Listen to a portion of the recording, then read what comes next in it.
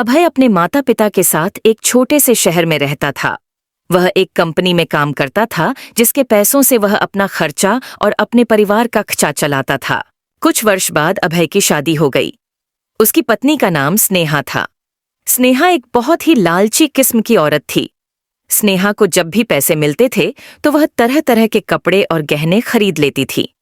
वह जब भी किसी समारोह में जाती थी तो हमेशा नए नए कपड़े और गहने पहनकर जाना चाहती थी। जब उसके पास नए कपड़े और नए गहने नहीं रहते थे तब वह अपने पति अभय से जिद करके खरीदवा लेती थी।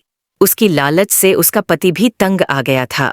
अभय स्नेहा को हमेशा समझाया करता था कि हमारी कमाई उतनी नहीं है कि मैं तुमको हर समारोह में जाने के लिए अलग अलग तरह के कपड़े और गहने खरीद कर लाऊं। मगर स्नेहा उनकी बातों को मानने के लिए तैयार ही नहीं होती थी।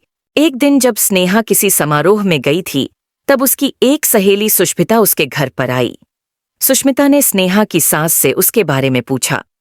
स्नेहा की सास ने सुष्मिता को सारी कहानी बताई। सुष्मिता ने अब स्नेहा को सबक सिखाने के लिए एक योजना बनाया।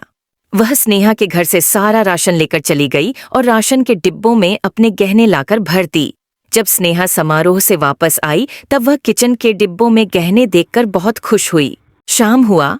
जब स्नेहा खाना बनाने गई तो उसे राशन नहीं मिला। तब वह अपनी सास से पूछी, सारा राशन कहाँ गया? उसकी सास ने जवाब दिया, मैंने सारा राशन और घर का सामान बेचकर तुम्हारे लिए गहने और कपड़े खरीद दिया। तुम बदल बदल कर उसे पहनो। स्नेहा बोली, मगर खाने के बिना मैं गहनों और कपड़ों का क्या करूंगी? तभी उसकी सहेली सुष्मिता आई और उसने स्नेहा को सब कुछ बताया कि यह तुमको सबक सिखाने के लिए किया गया था। अब स्नेहा को समझ में आ गया, जीवन जीने के लिए सबसे ज्यादा जरूरी भोजन होता है, न कि बदल बदल के गहने और कपड़े पहनना। स्नेहा अब अपने पति के कमाई के अनुसार ही सारा काम करती थी और वह खुशी खुशी रहने लगी।